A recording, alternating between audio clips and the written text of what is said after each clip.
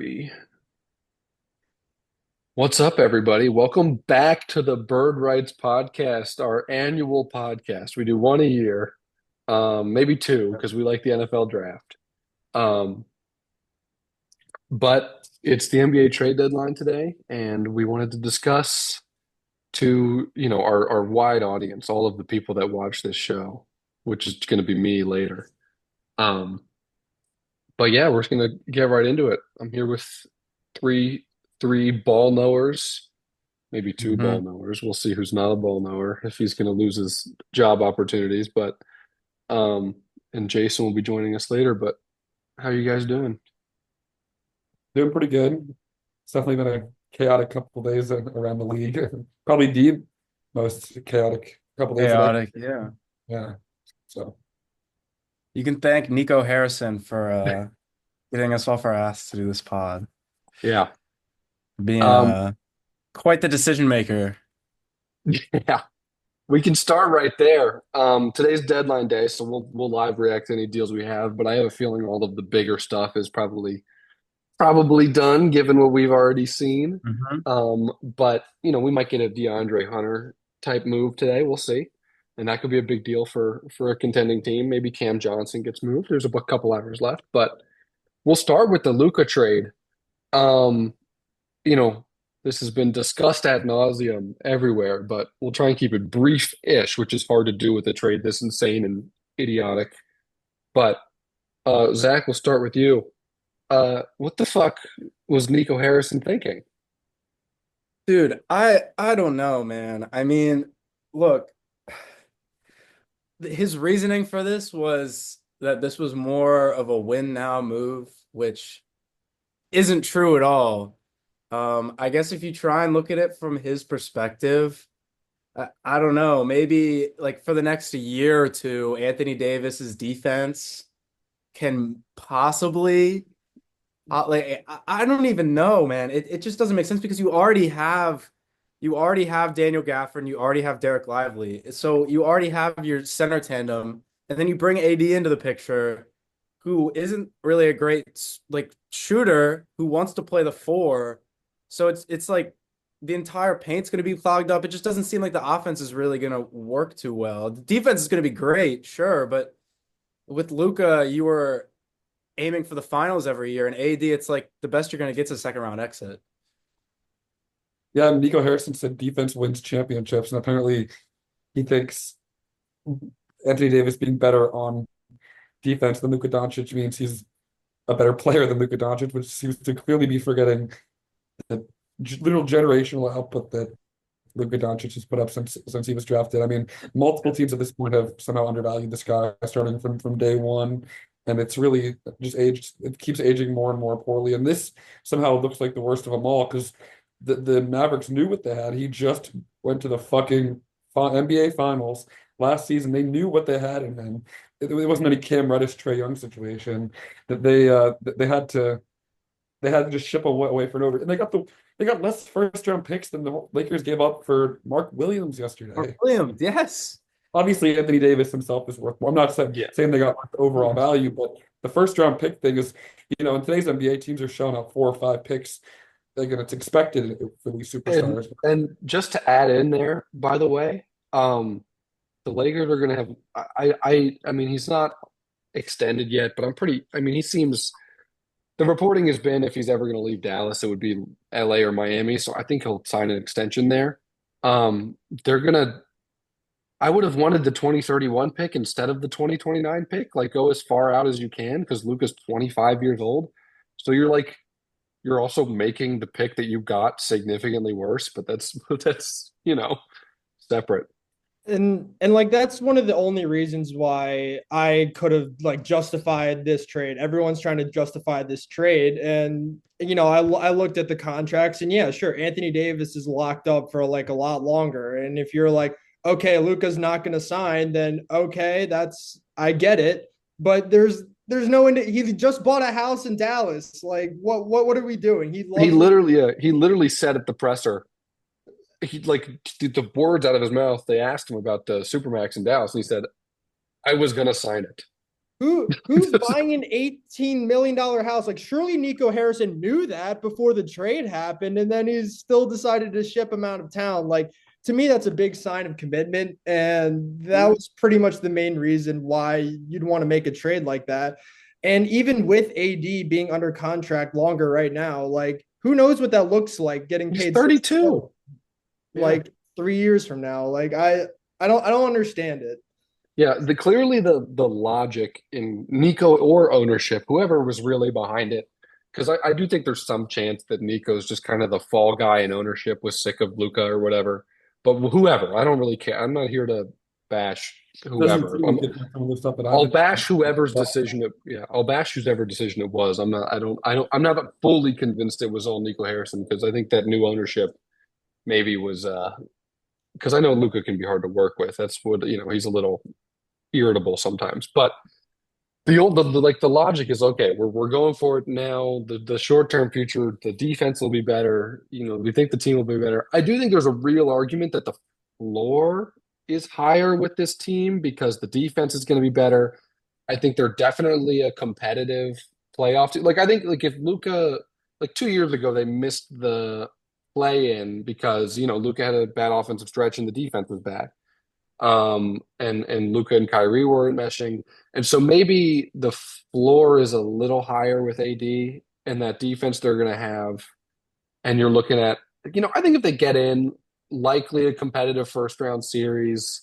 But you're selling it. The ceiling's nowhere close to as high. I know that. They made the finals last year. That's what I was And no single person would ever project that. I mean, last season they ran on a bit of a Cinderella run as well. Yeah, But I mean this they season made was really impossible in my opinion. they made a finals with half-formed Jalen Brunson, who wasn't Brunson yet, right?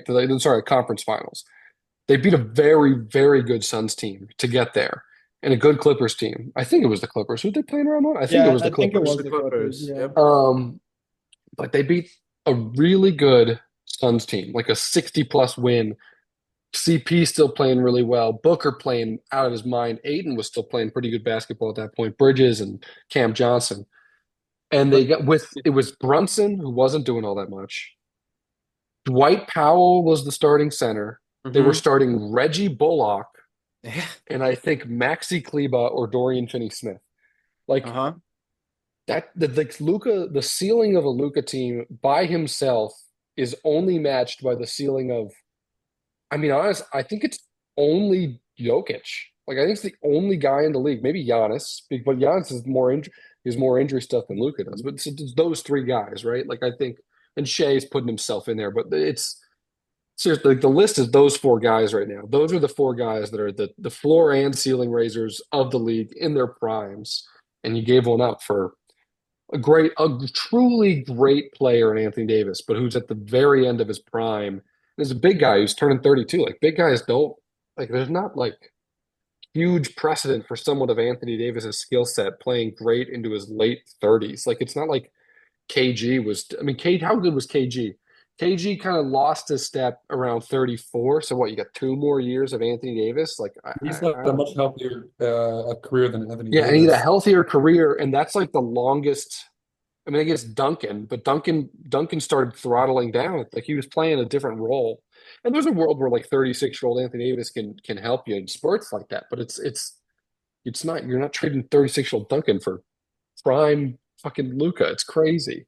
Yeah, I mean, he's such a talented defender, and unless a catastrophic injury happens, I don't see that changing for a little bit. So obviously that's going to stay around. But again, like this team, like you said, this team like could maybe be better off for like a year, but I just That still feels you like a look at the stretch, though, team, right? Yeah. yeah, it's like 4 or 5 years ago. This is like an amazingly built team, but these guys are older now. Like if Kyrie was maybe 29 or 30, it would make a bit more sense. But Kyrie's and Anthony Davis are kind of on the latter stage of their careers. They're only getting worse from now.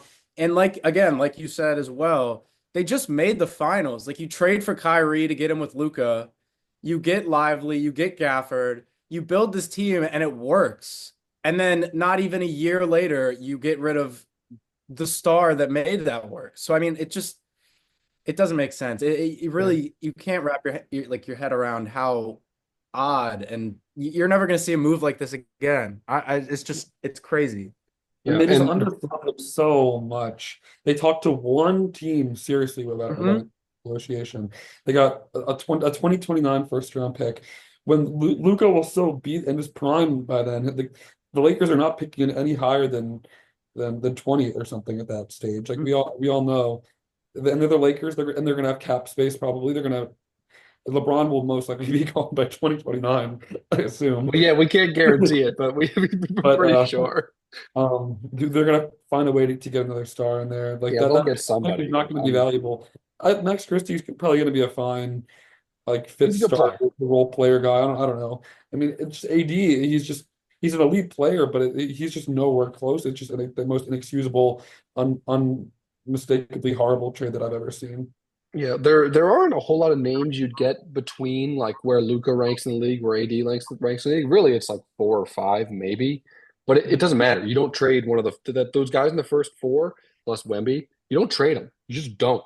And if Yeah. and like even if you don't have an indication they're going to extend, if there's a chance they stay, you keep them because If I they don't make know. But like a trade offer or something, one, then that gives you time to trade him. But two, that means the whole league would know about it, and there'd be a bidding war across the entire. yeah, and And even if you were dead set on Anthony Davis, get the extra pick, get Connect in that deal. We'll get to what Oh, that got the yeah, Lakers we later. have a minor transaction to report. Um, Milwaukee is trading Patrick Baldwin Jr. and Cash Van. All right, let's Oh, let's drop the Luka discussion to talk about Patrick Baldwin Jr. All right, now Stans, you can Wizard go ahead. budget. no, I wanted to say like one more thing about this like Luca thing though. Like if you're new ownership, how do you trade away your franchise guy? Like I get you want to build like a new era and all that kind of stuff, but like this is the guy that will keep you popular with the fans. Luka Doncic, the guy who's brought your franchise success. Like you have that on a golden platter, and it just feels selfish for like the ownership. Maybe they're not involved as much as I would think, but I assume they'd have to green light that. But I'm just like, why? Like you're gonna be so like you just made yourself so much more hated by all the fans. Like all the Dallas fans hate you now, and you're the new owner. Like have fun dealing with that problem that you created for yourself. It's hmm it's like buying the Bills and then immediately trading Josh Allen. It's crazy. But it's yeah, it you're running yourself out of town. yeah. Not a single fan in the franchise is ever gonna like you again. Like, Yeah, Mavs Twitter is a lot of Mavs Twitter is migrating to the Lakers. They're like becoming it's crazy. They're like yeah, and I mean, just like even if they like you think about it, even if they win a title, like even if they win a title this year, is it's not that enough. enough? Which is Um, insane because if you win a title, usually like Usually it that nullifies clears the it and MLB it makes it non- worth it. But like with Luca, you could be winning multiple titles. I mean, you Yeah. just made it last year. The Yeah, argument will be you could have won it this year anyway. If you win a title with Anthony Davis, then no, you've saved your job, but you haven't saved like I like if the Mavs had traded Dirk in '06 for Kobe or whatever and then won a title, it wouldn't feel the same as winning with Dirk. That's their guy, but it's still it would make it worth it, but it still wouldn't save you from all the fans who are mad still. yeah, I or know. the jerseys on the waist.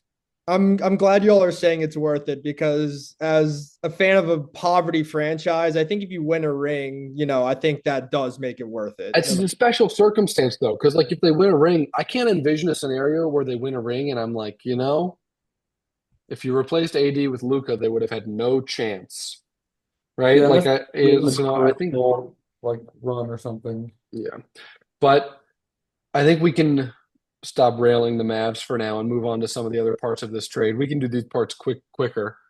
We don't have to talk about why the Lakers did it. You did it because you got the call and you say yes. Um, but what do you think the Lakers' outlook, short term and long term, looks like? I guess we can do the Mark Williams stuff now too, Yeah.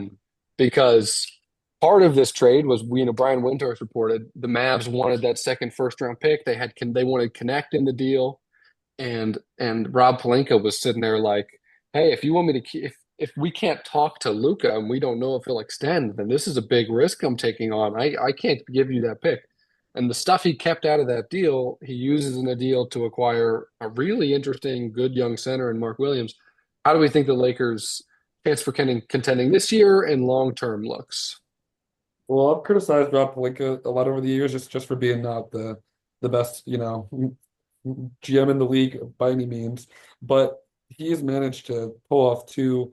I mean, the Mark Williams one wasn't a fleece or anything, but in conjunction, these two moves put the Lakers in title contention, in my opinion, which I did not think had any sort of way of happening in LeBron's age 40 season. It just felt like they were kind of. I mean, they weren't bad, but they weren't going to win at all. But now I really think they have. If Mark hits his stride, stays healthy, they have a great starting lineup. Honestly, I feel like everyone has a good role to play, and I really think they're gonna win a lot Yeah, of games. I mean, we had been talking the past few days. They needed to get the Lakers, like a dream scenario was for them to get like a Walker Kessler and Nick Claxton. I think Mark Williams is even better than that. And I mean, they gave up Connect and a few I think one or two picks. So I mean, you're giving up like a solid package, but you're getting such a talented young center with a lot of control on a rookie contract still. And again, the big worry, the big if is if he can stay on the court, which you hope he can. And if he can, like Jack said, they might be able to contend for a title very quickly. Yeah, I mean, I saw like people talking about like should they deal LeBron before the Williams stuff happened, and I'm like, no, no, are you kidding me? You can't get rid of him now. Like this, it makes so much sense to win if you can, especially if you win a championship right now before Luka's deal expires. You have two shots at it. I think it just makes so much sense for everyone to just I don't know, like Rob Pelinka, like got to give that man some crazy respect. I haven't seen like I wasn't a fan of him, but I'm like, how do you pull that off? Like, how do you? I Yeah, mean, this is a masterclass. This is a masterclass. Charlotte, I somewhat get it. I mean, I guess for the injury reasons, but I mean, the dude's still 23, like younger than some of us in here. Like, I I would have kept him, but the fact that you're able to just get everything that you want, like it felt like 2K to me. I was thinking about this. This feels like something you design on 2K that can't happen in real life. And he Mhm. somehow just Houdini'd like two different teams and made it happen. Like absolutely incredible. I think they can win a championship right now. I know LeBron's going to be all in. I know Luka's going to want to be in at least for his contract if he doesn't care about the Lakers right now. Like he needs to play well. And yeah, I just see him being at the front of the West. I guess this rebuild kind of does start with like the DFS trade as well, which I mean I thought that was a solid move at the time, but no one really thought about that as the beginning of a generational rebuild in a couple of weeks pretty much. But yeah, I think he fits in really well to that starting lineup as a good 3 and D. And it's kind of like it's crazy to think that maybe 2 weeks ago we look at the Lakers and from a future standpoint, they're kind of like going down a hill towards purgatory or something because LeBron's going to retire soon, and then you're stuck with AD, and you don't have really much direction. Connects your one young guy, maybe Reeves, but it's like you're going to be shooting for 7, 8 seed, maybe a 6 seed every year without LeBron, and now. And now, like the start, like the sky's the limit for that team. I mean, they could be competing for a title for the next 10 years. Just a Y- insane job from the Lakers front office. Yeah. And I think it's smart. I think the Mark Williams thing, I think the only other trade that hit all of the possible benefits was Kessler because it's a low contract where you can keep all your role players, but it's also a high upside young guy that can play with Luka for a long time. Hmm. I think the ceiling's really, really high there. Great lob threat. The defense you have some questions about, but you got to wonder how much of that is the fact that he's playing in Charlotte, and it's hard to lock in when the team's that bad and unserious. A team led by, no disrespect, maybe the most unserious star player in the league in LaMelo Ball versus being led by LeBron James is probably a little bit of a different vibe. Mhm. Um, but yeah, I mean, I think the Lakers are in great shape. I don't think they're better than OKC or anything, but I mean, after that, you can, I They think can argue. Make a there's good argument. you can argue there over anybody else. in the West Mhm. right now. I wouldn't. I think there's a couple teams I'd take over them, and we can get to that later once we go through all these trades. But um, and especially Luka gives you a chance. It gives you a chance against anybody, and you're giving LeBron a chance to stay off the ball and rest on offense, so he doesn't have such a burden. And I think there's a Olympics LeBron version of this where he's kind of playing that power forward Draymond offensive secondary facilitator thing, which is really really interesting. And all the concerns about LeBron and Luka not working together, like I think it's going to be fine. I think maybe 10 years ago when LeBron wanted the ball and you did, there would have been some chemistry issues early on, but I think LeBron's going to be if he's 40 years old, I think he's going to be happy to have less of a burden on him right now. I mean, LeBron's won a championship with Kyrie Irving and Dwayne Wade. I don't think it's really a problem that he's with a superstar guard that likes to have the ball a decent amount. You know what I'm saying? Mhm.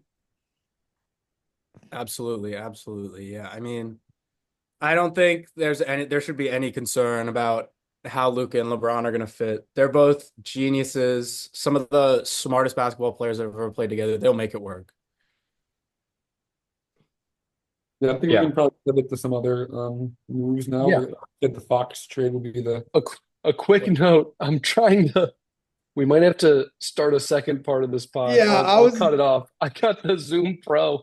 There's only 3 minutes left in the temporary meeting, but it's fine. I can just stitch them together. okay. I'm also going to try and I guess I'm signed into the wrong account, but here, I'm actually going to, I'll end this one and I'll edit them together. I'm going to stop recording and just leave and start a new Zoom. All right. All right. We're back after some Technical cheap difficulty. Zoom technical difficulties, cheap Zoom problems, but we're pretty much finished talking about the Luka trade. We're going to get into some of these other trades.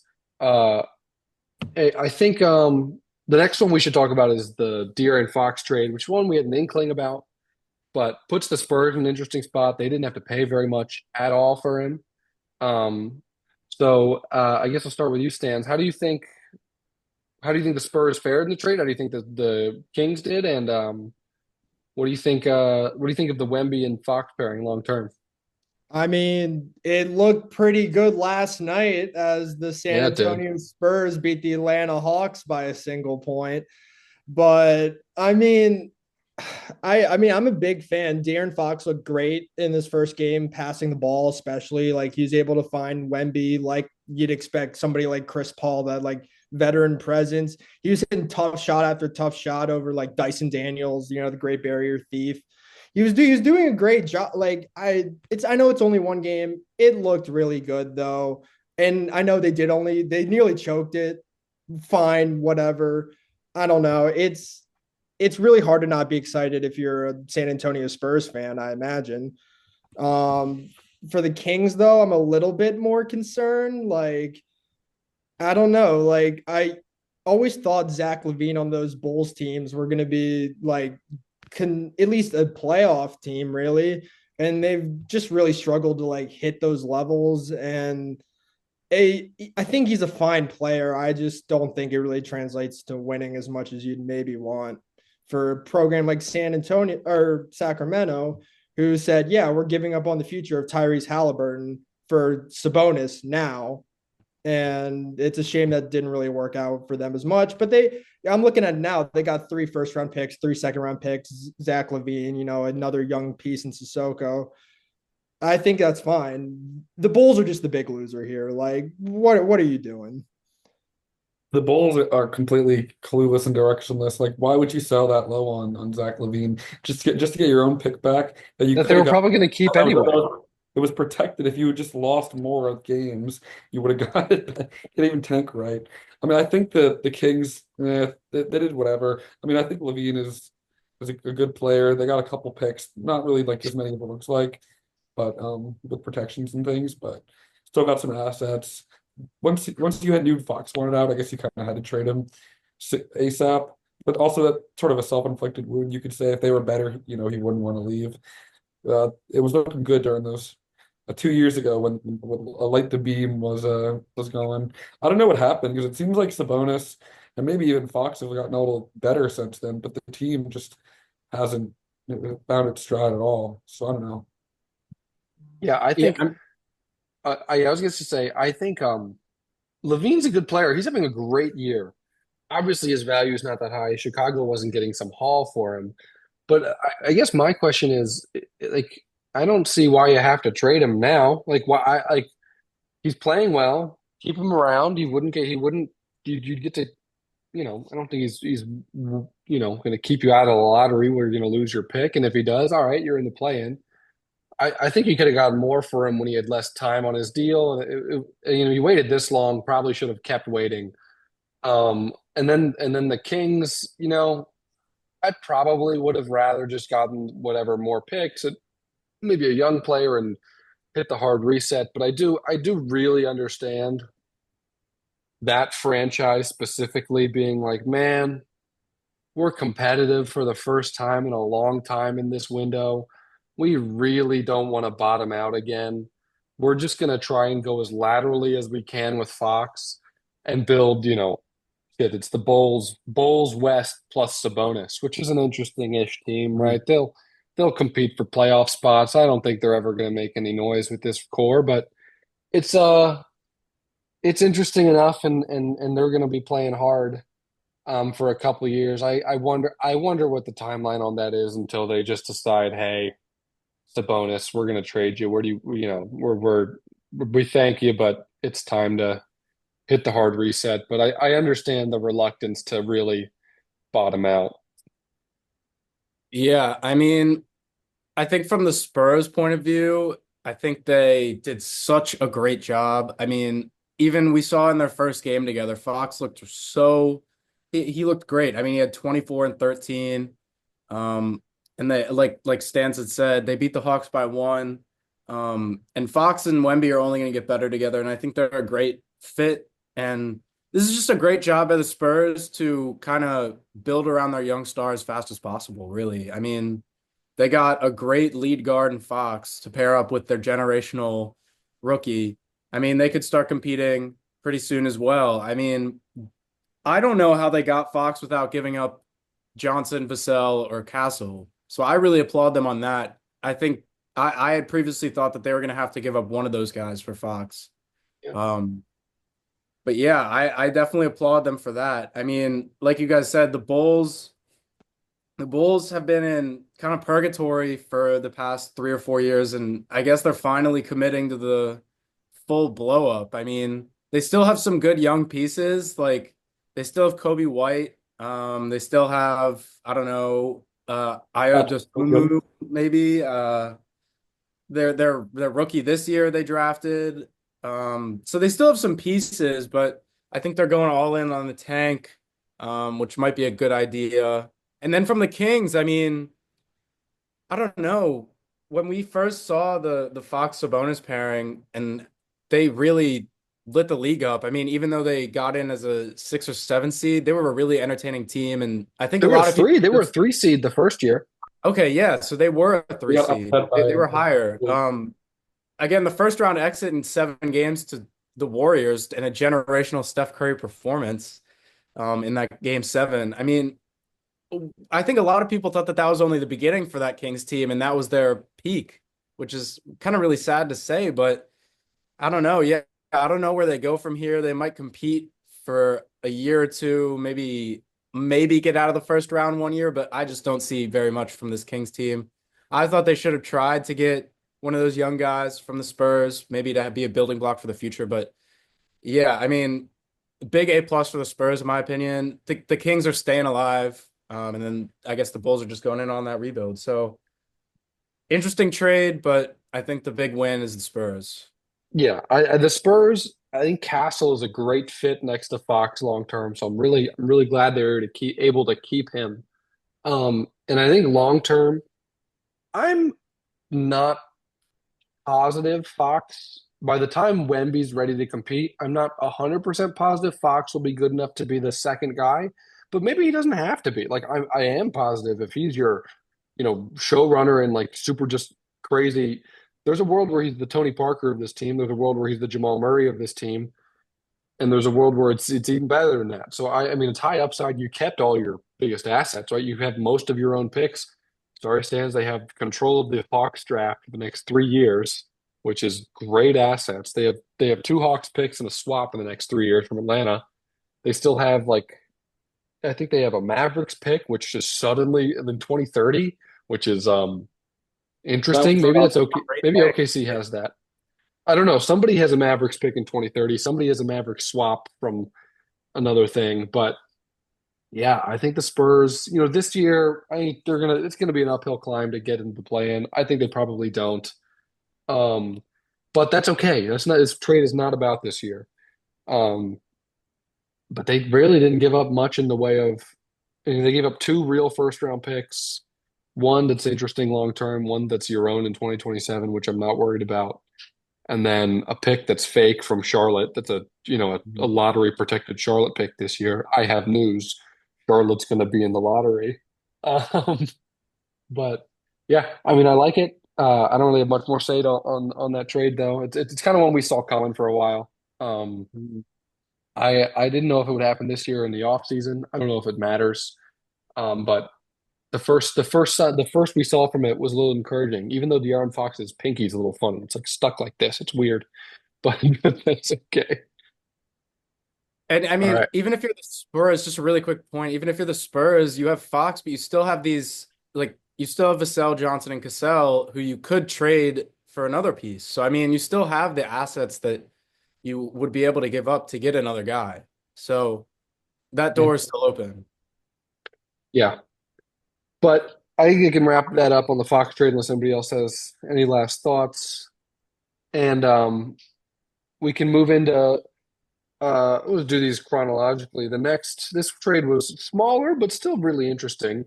And we have a Wizards fan here, so we'll do it while we get him. The Kyle Kuzma Chris Middleton trade. The Wizards obviously getting a little bit. They got a pick swap. Do we know what year the pick swap was in? Did it say? I can do the research All now. right, we'll figure that out if we can, if we know. But the Bucks get a younger wing, albeit one that's not playing very well, but could be circumstantial. And the Wizards, they don't really care about Middleton. He'll be a nice mentor to the guys. But Cove, what are your initial thoughts on your elite squad, the Wizards making a move? Well, honestly, it's not the worst trade. Kuzma's having I mean, he'll be better in Milwaukee, but he's having by far the worst year of his career. He's shooting horrendously from every part of the field. I don't know what's happened to the guy this year, but it's been really bad. He and Jordan Poole, I think, did a little bit of a role reversal this year. Poole's actually not playing too terrible, and Kuzma's bottomed out. But I think, he makes the Bucks a little younger, a little bit more athletic at this point. But I mean, I saw the stat that Chris Middleton in the last two or three playoff runs has averaged 25 points a game for Milwaukee. Like he's proven that when he's in the playoffs and playing big minutes and healthy, he's still a very valuable contributor to a team that's trying to win. So it seems like they might have sold a little bit low on him. And they treated Kuzma as if he was a significantly better asset and giving up multiple picks and things like that. So I'm not Yeah, really sure if this helps Milwaukee very too much, yeah, in my opinion. yeah. Middleton last playoffs with Dame and Giannis out did his damnedest to carry that team through that Pacers series. He almost did it too. He had that game winner, or was it he just sent it to overtime off that crazy shot off the backboard from deep. But he's had so many injury problems. He hasn't struggled. He's struggled so much to stay on the floor. Even when he's on the floor, he's not defending.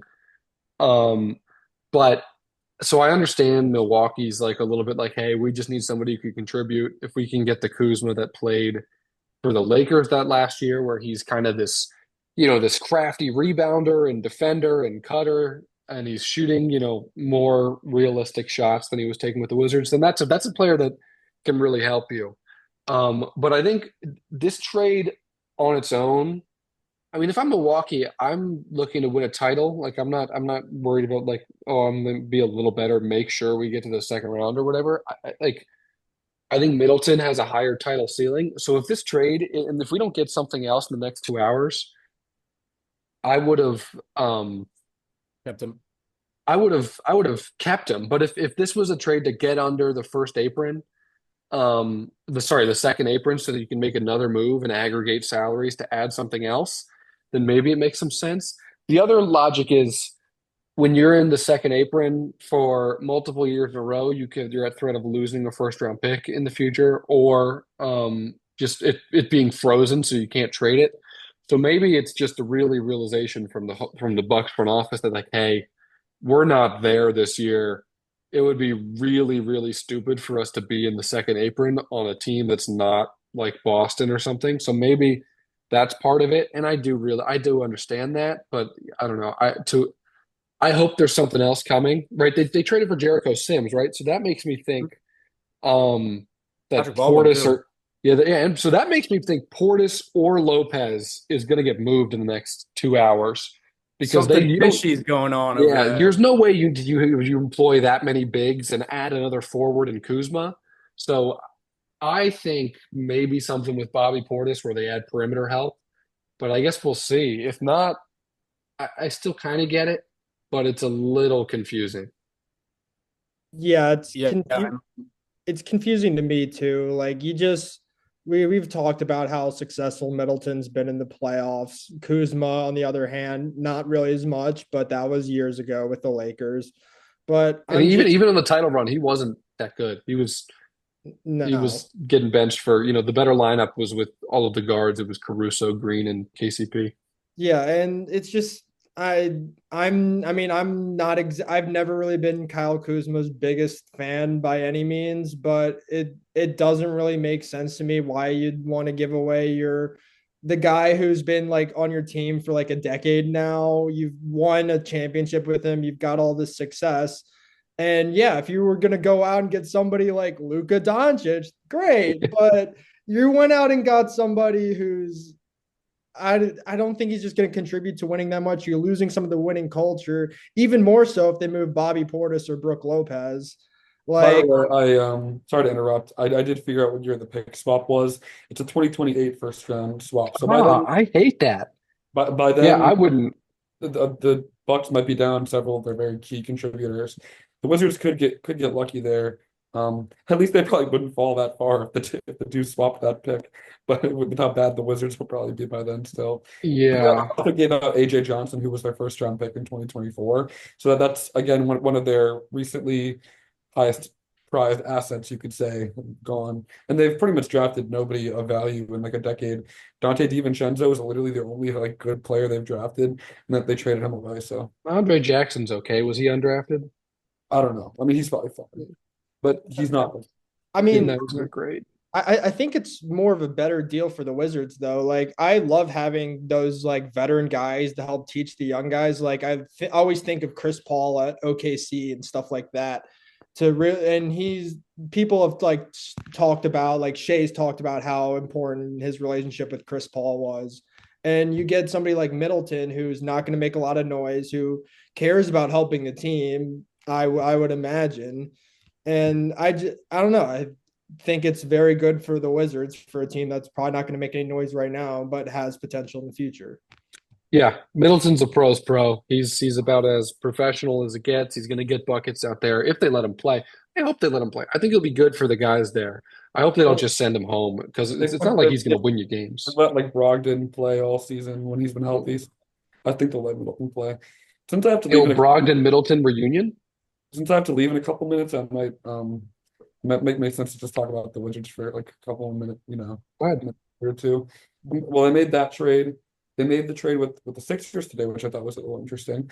Giving Wizards giving up 4 first round picks to the Sixers for a Second round picks, 4 second round picks. Will be. what did I say? What did I say? First round picks? He says 4 first round picks. 4 second round picks for a first round pick from the Sixers in 2026. It's like probably going to be OKC's picks. They're not the best or anything, but we also gave you guys Jared Butler back, or Reggie Jackson. Yep. Reggie Jackson, who's probably going to find his way on the buyout market again or whatever. But so that in combination with this, I think we're just trying to get worse. Oh yeah, we also made the Valanciunas trade. How could I forget? Traded him for a couple second rounders as well, and City Sissoko, who they then released today. I heard they might be trying to bring him back, but City has been getting passed around like a blunt, just Yeah. like Dennis Schroeder. And then the Wizards are just trying to lose some more. I want us to trade Brogdon if we can, but I really don't think that's going to happen. He makes too Yeah. much money. Yeah, I don't know I want us to anybody's trade paying Rashawn anything for Brogdon. Holmes. I want us to trade Reggie Jackson if we can do it. I want us to trade everyone. So keep losing, no winning. But we need to get another Yeah, franchise. Cooper flag. Wizards are in your future. Yeah, I mean the If we get Wizards. flag, if we plant the flag, that would be incredible. The Wizards just have to keep losing until they get that guy in the lottery, like in a draft, they get their guy. It's just Yep. no one's gonna sign Yeah, there. I mean, that's what the so they're doing the plant the right flag stuff. this year. That's what we're Yeah, hoping for. they're doing the right stuff. I mean, it looked bleak for the Pistons even after they got Cade, but it's finally turning the corner, right? So similar timeline to the Pistons about a couple of years ago, but that's how you got to do it. You got to just Mhm. unless you're in some huge market, you're going to bring in stars constantly, which the Wizards are not. And you just got to build out. Keep getting high lottery odds. This is about as Sam Hinkie as it gets with the Wizards right here. The Wizards, Um, they haven't been very good for a lot of my lifetime, but they've struggled to get that like generational player. I think they've had the number one pick only maybe twice. The first one was John Kwame, Wall. and the second one was John John Wall, who Wall. was really a high level contributor for a couple of years, but injuries just completely derailed that. Yeah. All right, Kobe, you heading out after that for this Yeah, one? We I can. do All think I right. have to head out now, but it was All good right. talking to you guys. I Yeah, bet there's going to be a trade that breaks in a minute or two, but that'll be funny. maybe. See you All guys. right. Yep. The rest of us can move on to. Stan, do you have something to say? No, no, I was just good. This is not very important, but like we were like the three of us were together when this Luka deal dropped, and I was about to like head home and whatever. And then Kobe's like, Luka Doncic has been traded, and I'm like, what? Yeah, I didn't believe it at first. I was looking at it. I mean, nobody did. I was telling people he got hacked, but I don't. I don't even. I still don't fully believe it's real, but we'll see in a Mhm. couple days. All The right, Yeah. we can move on to the Warriors, and I think we'll talk Another about big them in splash. total. Yeah, Yeah. we can talk about them in totality, what they tried to do and what they ended up doing. They landed Jimmy Butler in a trade. Didn't sound that much, right? They sent out Wiggins. I think it was Kyle Anderson and Schroeder in a pick um, for Jimmy Butler. Um, but I think before we get to that, uh, we should just talk about the fact that the Warriors, from all the reporting, Such a it really silly sounds deadline like for them. it really sounds like they had agreed to a deal to With Kevin trade for Durant, Kevin yeah. Durant, And and KD was like, no.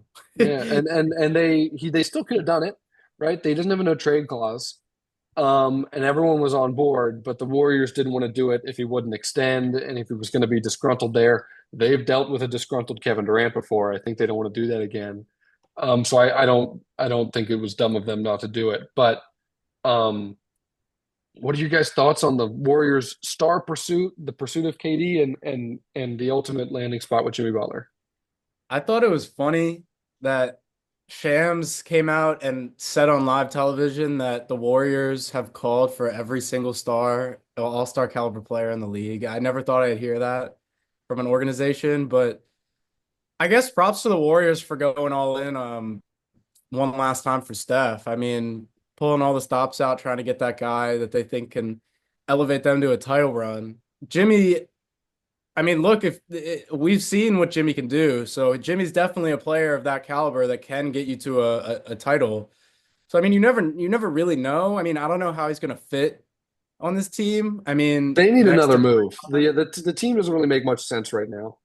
yeah, I mean, it's a bit of an odd fit. I mean, I guess we'll see them mesh. I guess we're gonna have to wait and to see into March and early April to see how this team looks. But I mean, you could make it deep into the playoffs with this team. So I'm not really against it. You didn't really give up too much, like you said. I mean, you give up Wiggins, who I'd rather have Jimmy than Wiggins, and then you give up some role players. Schroeder's gonna get bought out.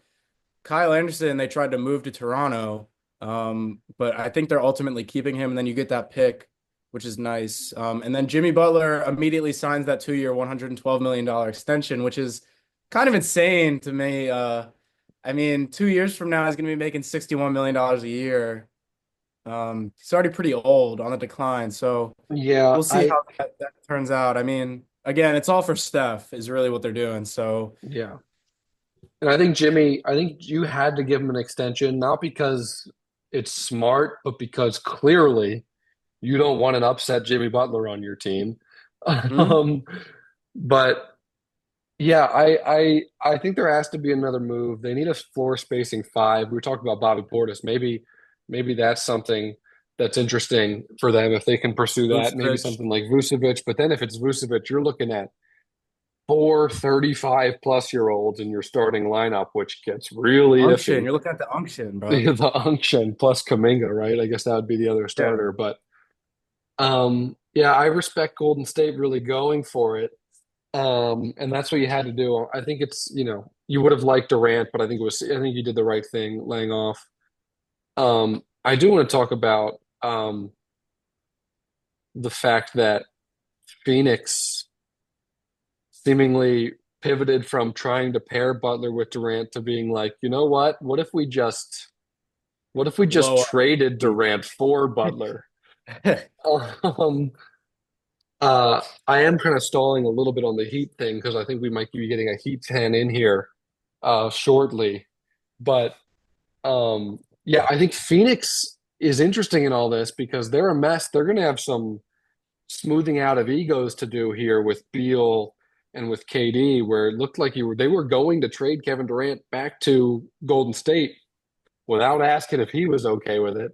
I Um, I think all these teams involved need to have a lot of smoothing out of egos. Like, yeah, Yeah. my goodness, Jimmy Butler went from Minnesota to Philly to Miami and as actively like it's maybe worked briefly, and especially Miami. I mean, not briefly in Miami, but for the other two it was. And it's like, we'll see if like Draymond Green and Jimmy Butler get along and how all these egos would work out. For that reason, I think it's a good idea that they didn't go after KD. I know it's tempting. You got two Finals MVPs there. Like, yeah, it makes sense, but um, there's just going to be like beef there. But first of all, respect Golden State for not just trying to contend this time. They always try and get these players around Steph, and they always put in efforts like D'Angelo Russell, Chris Paul, Jimmy, whoever. Like they always try, and I give them credit. But Mhm. man, Phoenix, that's some. I don't really know what's going on there anymore. Like to go from Yeah, being in the finals in 2021 to having like this big three, and they haven't got back to the same point now that they've had it. And now everybody's kind of like a little on edge. I mean, I'm not worried about like Booker or whatever. He's like their franchise, he's their all-time leading scorer now. He's Mr. Phoenix, but I don't know what's going on with everyone else. yeah, and they're bundled up right with all the 8, 9, 10, 11 West teams. One of Golden State or Phoenix or Dallas or Sacramento, one of these teams that made a big move isn't going to make the playoffs. Like, period. A couple of them aren't going to make it. Um, and I think Phoenix is a prime candidate to maybe flame out in the play-in or something. I think it's going to be rough with those. And we have the Heat fan joining us. We've been stalling to get to the Heat portion of this Jimmy Butler trade we've been talking about.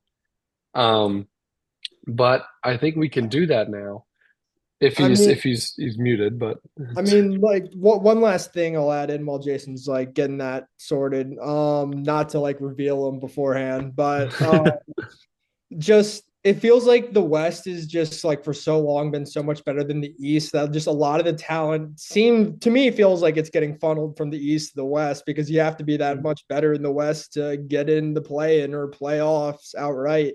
And the East, you can kind of just coast by and get in yeah, the play-in, yeah, the top of the East is just as good as anybody, but the bottom the West is 12 good teams deep. The East is maybe six, and then you're getting to the Pistons. Like I'm not sure. Like it's all right, Jason. We were just talking about the Jimmy Butler trade. I had a direct question for you about the Jimmy Butler trade. One, how do you feel about the return? And two, would you have preferred the Heat because it's clear they had an opportunity to get Kevin Durant? Would you have rather they added future assets, maybe Jaquez, maybe Jovic, maybe both, and gone and gotten Durant for Jimmy Butler, or do you prefer the soft reset? Let's build out this team for the long run. I prefer the soft reset. Yeah, Um, I think that's the this right has call been too. a crazy saga.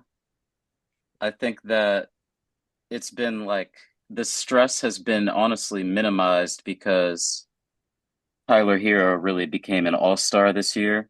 And so you've had a lot of moments where I was just having fun watching the team, especially the young players, a lot of 25 and under.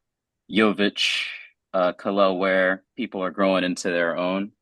So we've been able to really tread water. Like there was a point where we were fighting for seventh, eighth, ninth seed, and now they've kind of uplifted and gotten a couple good stretches here to be a real playoff team right now.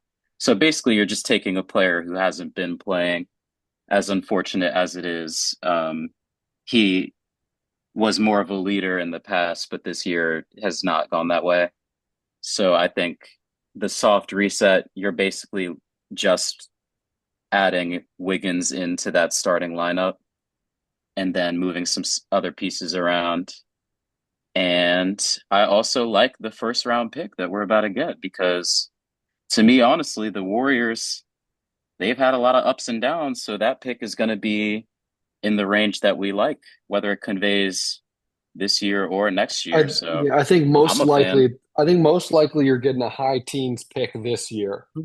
I think that's probably the most likely outcome, and you love that. One note, again, we're gonna have to do a third section of this thing because I don't feel like fixing my Zoom Pro right now, but that's okay. In 8 minutes, we'll stop and start. I'll start a new one. But um, on TV, I have like the NBA countdown trade deadline, the NBA today thing on TV. Shams just got on TV and said it's still worth monitoring Durant as we approach the deadline. Um, I guess we'll keep an eye on that as we keep I don't know going. where But else we destination would be. Houston, Houston makes sense. Paul George Um, for Kevin Durant straight up. yeah. But no, I mean, I think we were just talking about smoothing out of egos in Phoenix and how that could be a problem. Clearly, that could be a problem if that's a thing that still could happen here. Dude, I But mean, oh, I mean, the Suns were, it's just like, it feels like one or two bad moves really just destroyed that team's future. I mean, the Beal contract, and Nurkic, it seems like they haven't been willing to make a move until they move off of Nurkic, which is like seemingly impossible for them to do. No one wants him because he's not a good player and he's not a good asset. But and then Bradley Beal, it's just he's like he's got that what is it called? The like the the trade no trade No component. trade clause. clause. Yeah, the trade clause. I mean, he's just declining to really let himself be traded anywhere. And I mean, I get it from his point of view, but it just seems like those two moves have kind of derailed where this team was going.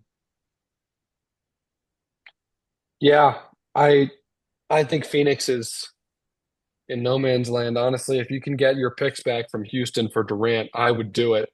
Absolutely, I yeah. would really do it and try and At least you can control your own future at that point. yeah. Sham said on TV, teams are making really aggressive calls to Phoenix about Durant right now. So I assume it's Houston. I don't even know who else. They said something about Dallas. That's hard to make. You can make it work, but it's hard to make work. Um, it would have to be you'd have to be sending out Clay's money, PJ Washington's money, Daniel Gafford's money, and then something else, and all the stuff you got from the Luka trade. In which case, God, that would be so stupid. But um, Nate, we've seen Dallas do dumber things in the past week. So, uh, Nico Harrison just trying to save face right now, it seems, which, you're not rooting on anyone's downfall. It is kind of funny, but like, come on, man. Like, it's interesting that teams are aggressive for KD, though, given like the situation with the Eagles. yeah, They might get a bigger return than I would have maybe thought. yeah. I don't know who else could be. Does Mil? I mean, I'm sure Yeah, who'd have Milwaukee would thought? love to try, but I don't know how they would even get in that. Um, yeah, interesting. But we can move on from the Butler deal to um The next Anthony big trade, Ingram. yeah, the Ingram trade, which is an interesting one that I kind of have some thoughts on, but was certainly a strange one. They've been trying to trade Brandon Ingram for a while. They finally ended up getting really only thing asset wise is a first round pick from Indiana via um, Toronto. But Ingram in Toronto is an interesting fit. God, Masai Ujiri loves his lanky boys, right? He loves his Mhm. long armed, versatile guys. I assume they're going to max him out this Yeah. summer. That's what I was But gonna say. Yeah. what do you guys think of committing to Ingram long term, like we think they're going to? And what do you guys think of the fit there in Toronto with Quickly and Scotty Barnes and RJ? I guess I'm not sure how much they believe in RJ as a long term fit as like a core piece, but still It's interesting. it's a really weird roster. They're like I could see them getting the 7 or 8 seed, winning the play in. Scotty Barnes is a really talented player. Brandon Ingram is still a really talented player. It's all going to come down, like you said, if we think they're going to extend him. I don't really see RJ Barrett staying around. I mean, been playing great with Toronto. I don't know. I feel like you're committing to Ingram instead of Barrett. I feel like Ingram's your upgrade over Barrett, and You can't play both have those to guys find a new together place for long him or just let term. him go. Yeah. Quickly's a really good player though, and then like I said, Scotty Barnes, you have the pieces to maybe build a better roster around. But yeah, it is a really interesting deal that kind of came out of nowhere. I didn't really think Ingram was going to get moved this deadline. I thought it would be Atlanta if it was anywhere, to be honest. Yeah, and Toronto of all destinations, kind of a team that's just nothing's really been going on really. I mean, except for Scotty Barnes being a great player, a great young player. Um, it's an What a interesting move, strange team. definitely. Yeah. Yeah, Yeah, and it's a weird team. I feel like it's been this way for a while where Toronto's got a bunch of pieces that have talent, but you're like you could condense that into like some star players or something like that.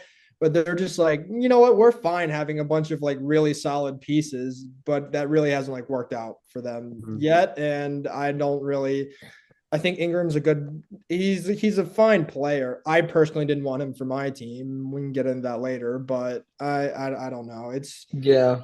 they only gave up It- one first round pick, so cool, I guess. It's not like the biggest deal in the world. yeah. And it's Where the are we Pacers on pick. Scotty Barnes? Like, That's how what do we feel about I him? wanted to get, Because yeah, I wanted to touch on that because it's there. I don't know that the ceiling of Scotty Barnes is like 1A first guy on a title team. I don't know Really what the good though. ceiling. He is really good. He's an interesting player. I is this supposed to wonder, be building a dynamic duo for the yeah, future? Is that the I goal? I'm yes, confused. the skill sets are weird, right? Because I think Ingram has the talent of a guy who's like the third best player on a really, really contending team. But Mhm. his skill set, his play style is that of a one or a two, right? Like because he's not playing off ball. He's a good. So it would have to be a team where like the second best guy is like a defensive minded center who doesn't need the ball, right? Or like a Klay Thompson type. Mhm. Um, so it's interesting.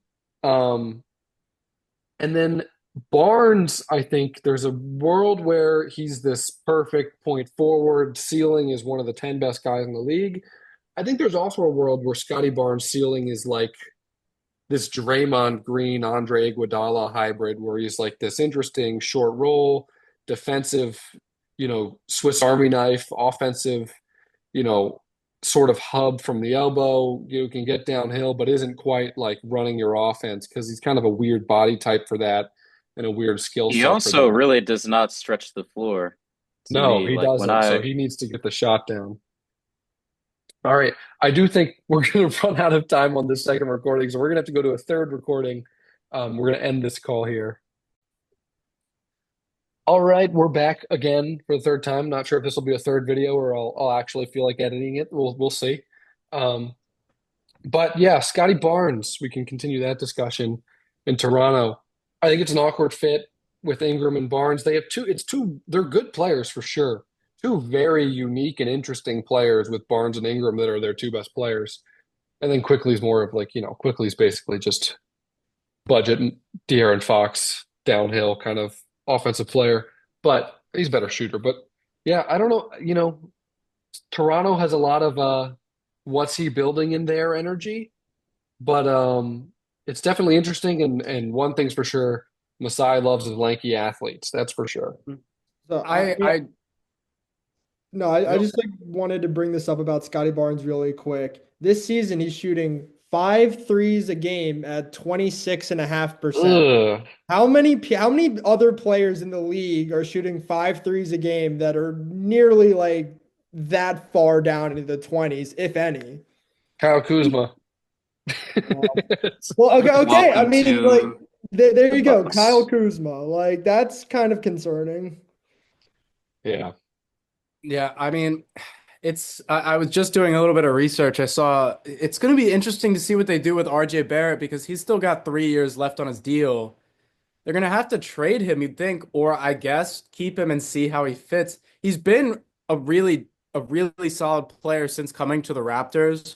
I have had him on my fantasy team the past 2 years. He's averaging this year specifically 21, 6, and 6 on pretty solid numbers as far as an offensive output. So I mean, maybe he could work with this team, but it just seems like they have a bunch of ball handling forwards that need the ball and are especially Scotty and Ingram are score first ball handlers.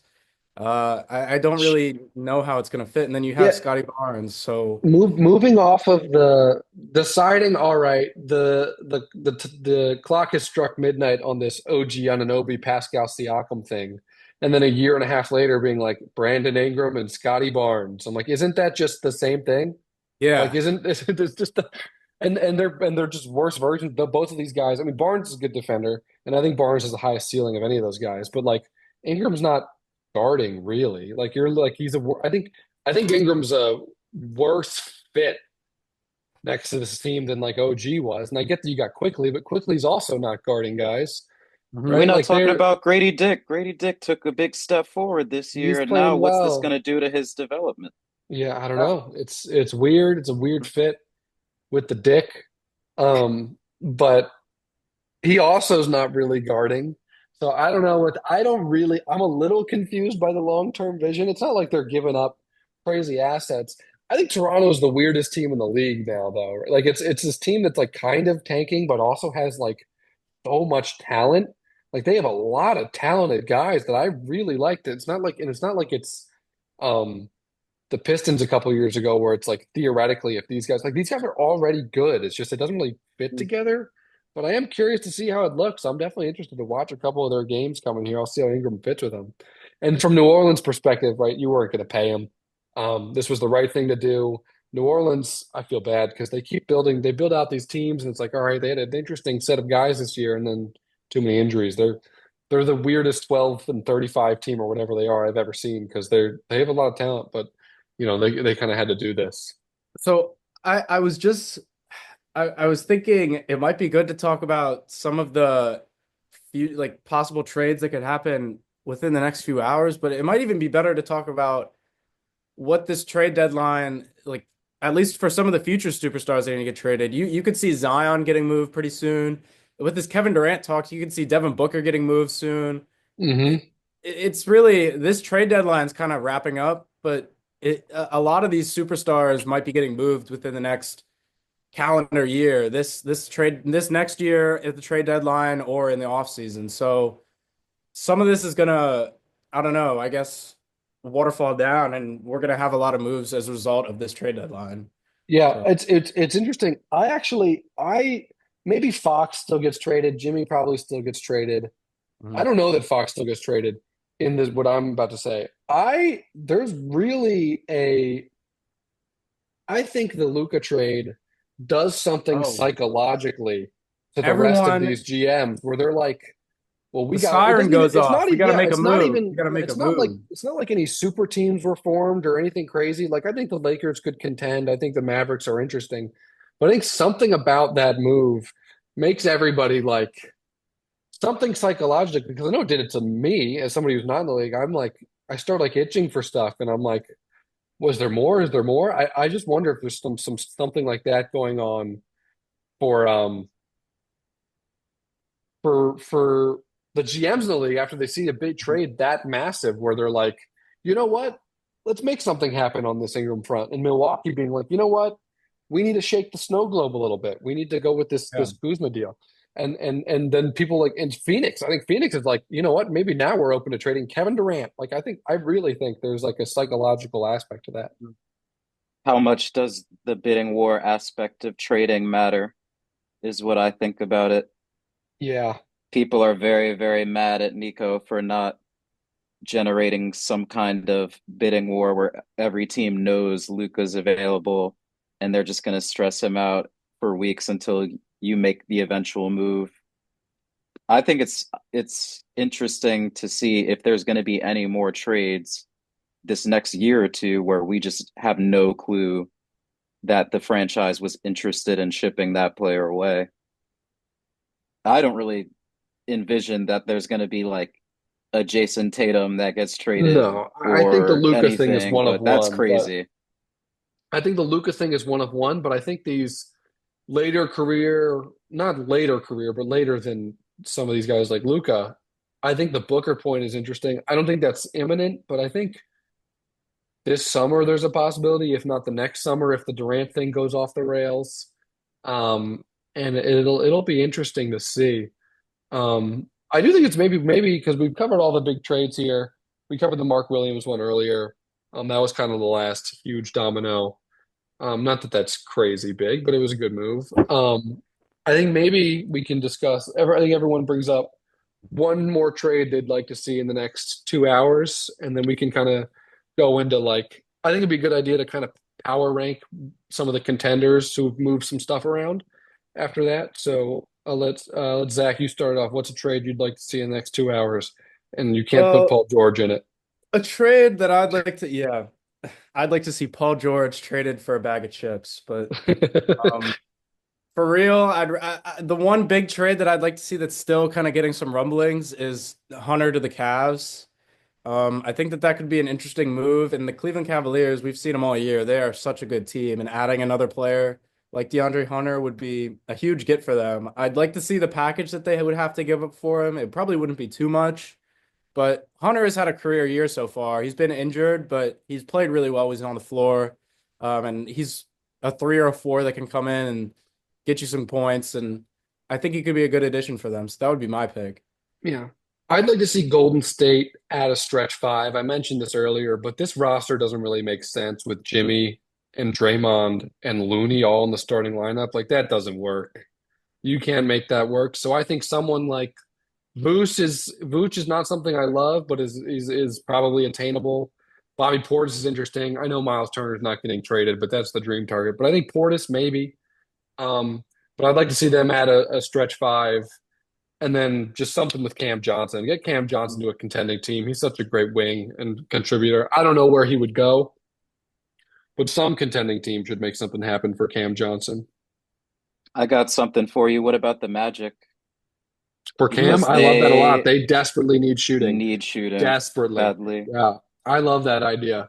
Cam Johnson to Orlando, I think is a really great idea. If you could do Oh, something. we have something to report. The Phoenix Suns are trading Yusuf Nurkic and a 2026 first round pick to the Charlotte Hornets for Cody Martin, Micic, and a 2026 second round pick. So there you go. They got off Nurkic. That's Yeah. Okay. that's a name that was moved. There you go. You'd So think that if they're trading Nurkic to Durant, the Hornets right after trading Mark Williams.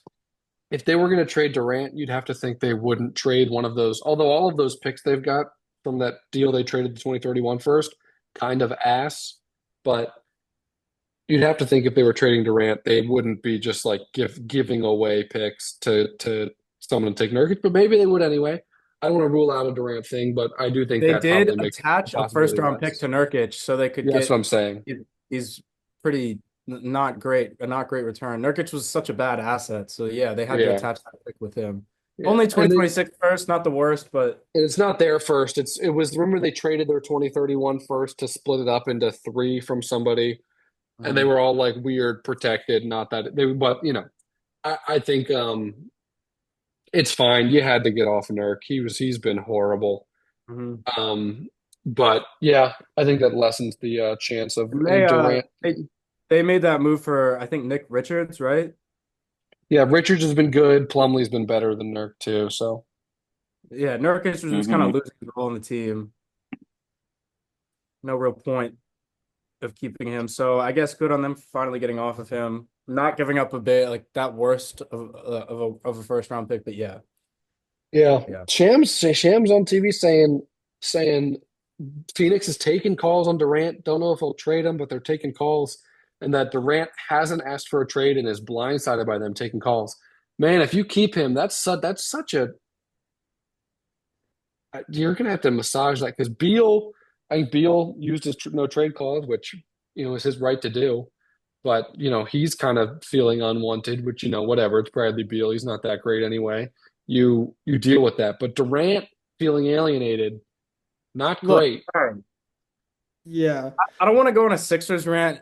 I don't want to be that guy, but if you have any regrets about the Paul George contract, this would be your last chance to get off of that in any way and still get a possible contributor back. If you could make a George for KD trade happen and the Suns still want to contend, so they'll take Paul George and maybe some other assets, and you can get Kevin Definitely Durant. some other assets, but yeah. I mean, Would you you would you be willing to absolutely, if attach I was McCain the to that? Sixers, I would absolutely reach out and try and get that done because Would you be Kevin willing Durant to is such a attach massive Jared McCain upgrade. to it?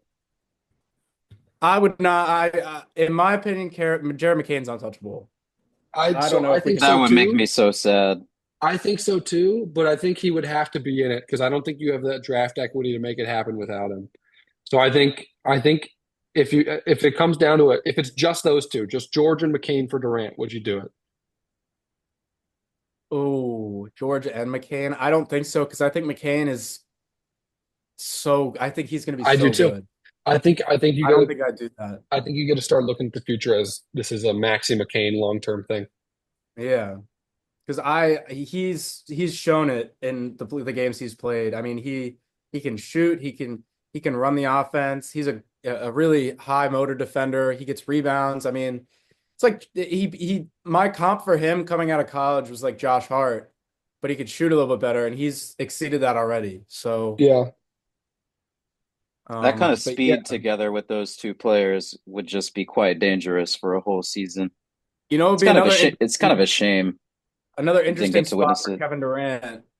Orlando, we were saying that too. That could be a spot he could land in, another forward that they could get. It would be a ton of assets they'd have to give up, but Yeah. I just don't know but the timeline. I don't know that I want to trade for him on that. I'm just It- sick and tired of seeing KD move around. I don't know why. I don't know It's not, why. yeah, That's it's not him this it's time. just It seems like he has no problem staying in Phoenix. It looks like it's them if he's which going to is get moved. which is bizarre for me. Like, why do you want to anger your star player? Like, I don't really understand doing that if you don't have like a reason to. And I know like maybe in Jimmy Butler's situation, if he is angry, you might not get as strong of a return as you want. Like, I understand that. Like, they're probably getting a slightly better return with happy KD than unhappy KD, but still, I don't really understand it, but you might have to pull. It might make sense to pull the trigger now that you've already like thought about it and made that Yeah. public. I kind of think, yeah. I think it's the last trade note we'll get to, and then we'll do some like just evaluation of these teams before we head out. does it Um, seem like Jakob Poeltl is sticking on the yeah, it Raptors? looks like Pirtle's staying in Toronto. Um, but and I think that's good. I That really like team him. is I think he's a really good expensive. player. Yeah, it's an expensive team, and it's going to get more expensive when they pay Ingram. That's such the most expensive of like the mediocre teams. Like Yeah, I guess where does kind of Sacramento rank in there with DeRozan yeah, and Lavine and Sabonis? Like there's a lot of teams that are in a similar boat Mhm. that have already made a bunch of moves there's too from much what talent in the we're league where looking at these guys now. are talented and looking for these big contracts, but like a guy who was maybe would have been like the 24th best player in the league 10 years ago is now the 50th best player in the league, but he's still talented enough to get that money, but he's not moving you up in the same way. So it's you know, it's I interesting. forgot to mention if we talk about Davion Mitchell is on the Heat now. Oh no, we didn't. You can touch on that. Yes. So PJ Tucker got moved, which was already such an interesting part of this entire saga. I was low-key like somewhat excited that PJ Tucker was going to be on the Heat roster again. But just PJ, a second round pick and cash for Davion Mitchell. I think it's a good deal.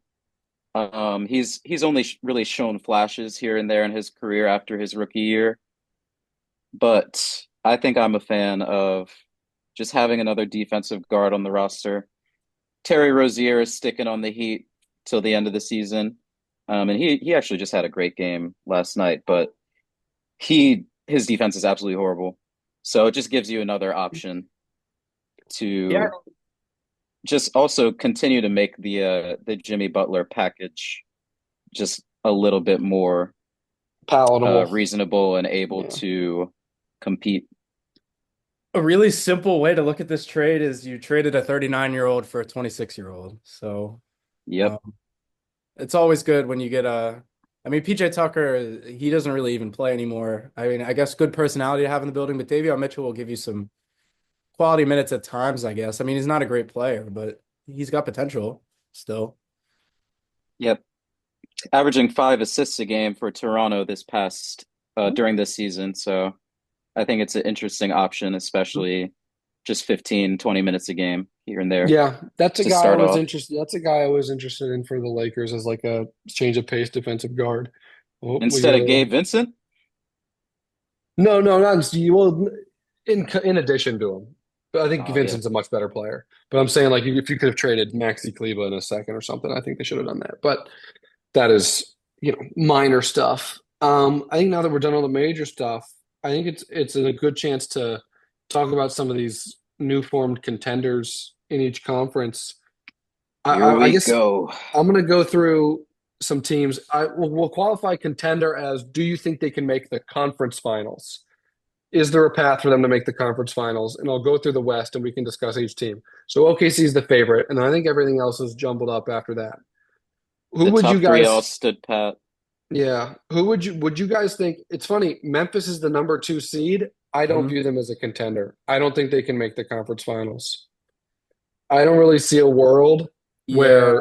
where they have enough Hmm. offensive creation, and I don't really see a world where like right now the 2 sevens Memphis, Minnesota. I'm picking Minnesota. Like they're the 7. I mean they're only I've seen it from Minnesota. I haven't seen it from yeah. Memphis yet. That's my And thing. I don't think the half court offense is good enough in the playoffs.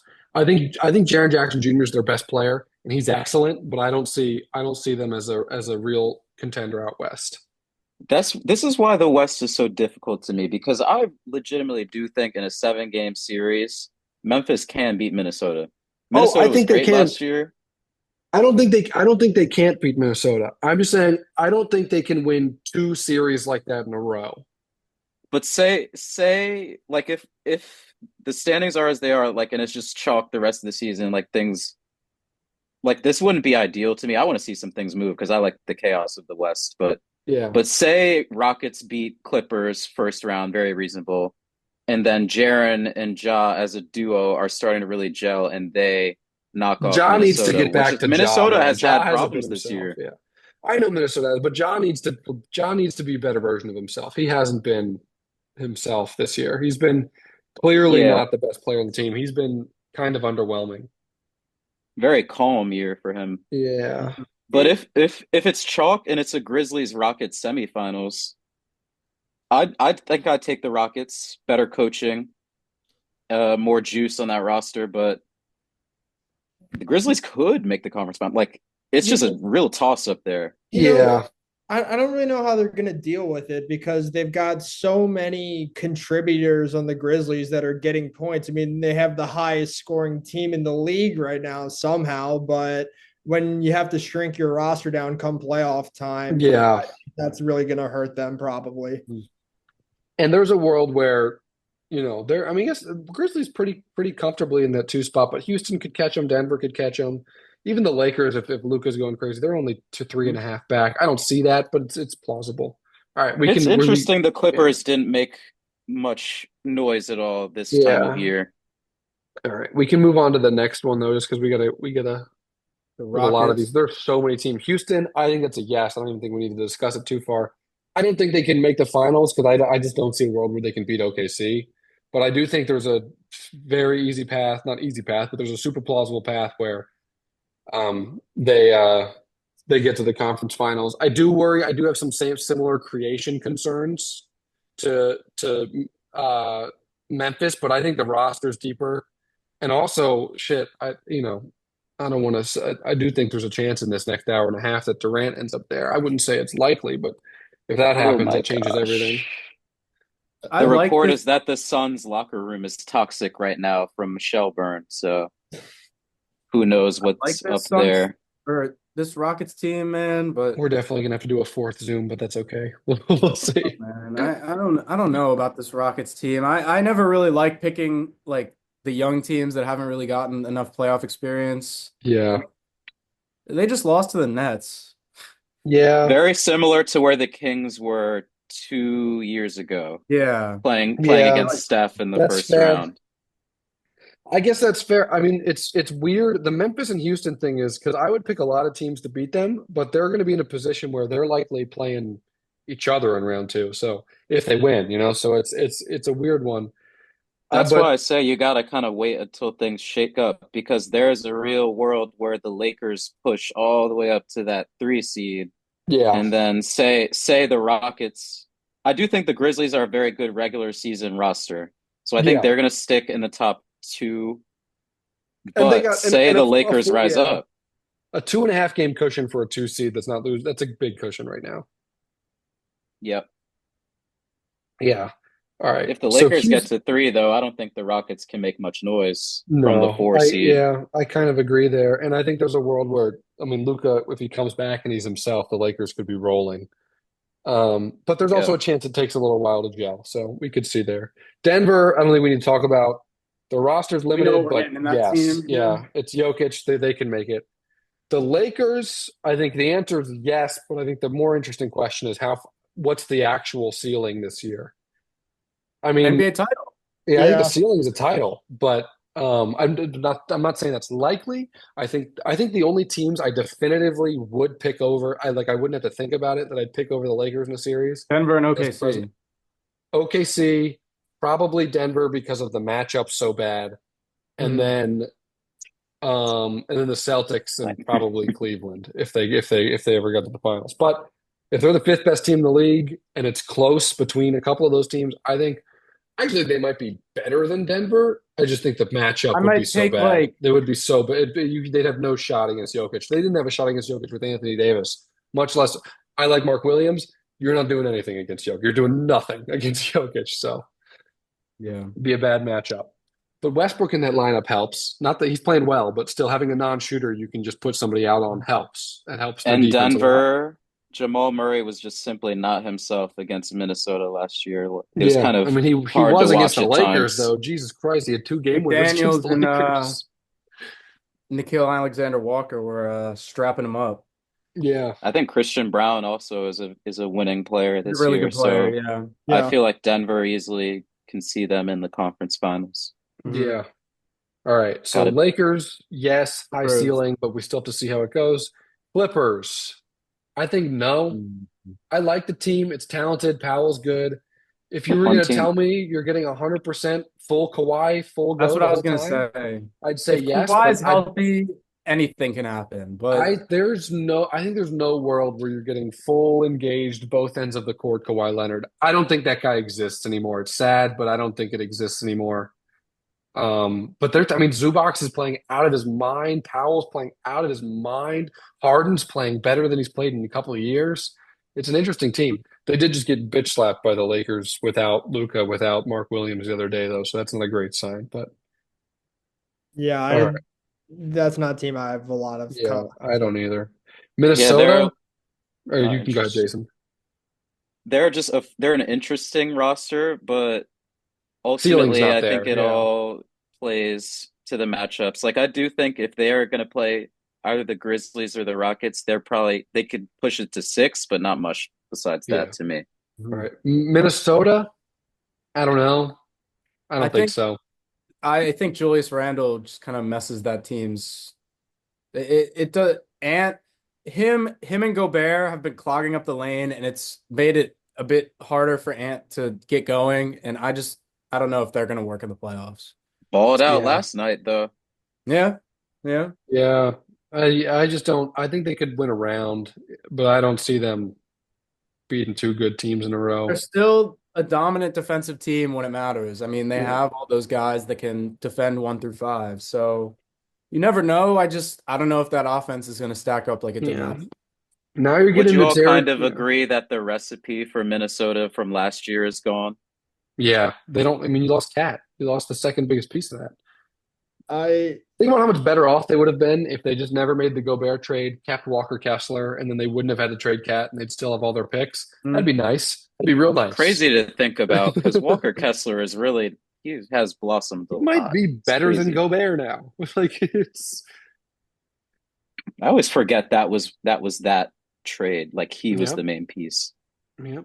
this might sound really unpopular, and I'm moving on to the next team here, but I think the Mavericks have a chance to make the conference I final. do too. No, I think do you're right. too. I do Yeah, I do too. too. I think there's a They are world where not going to that be deep- fun to play at all. They are not going There's to a be. world where like- that if they get Denver, they match up great with Denver. Like they Like match up Alfred Lively and great Anthony with Denver. Davis. Ooh, man. The rim protection is going to be maybe the best on any team you'll ever see.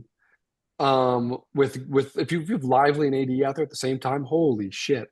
I'd like to see them in the next hour add some kind of ball handler because really it's just Kyrie, and that's a lot to ask of him. But DeAndre there we go. Hunter has been traded. He went traded to the Cavs. What happened? Oh, okay. And Paris ESPN's LeVert, not George reporting on Niang, it right and now. 3 second-round picks. There you Dang. go. Dang. Oh, wait, No we had a Hawks first? fan in here. What are we doing?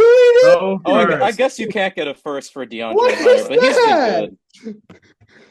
What do you mean? DeAndre Hunter's averaging like Yeah, 18, yeah. Having a 20 career year, yeah. on like good shooting, and he's like a good 3-and-D piece. Like he's exactly the piece you'd want on a contending team. That's They so gave him away for nothing. that's the same deal the Lakers got Dorian Finney-Smith for, who's 5 years older and a little bit worse.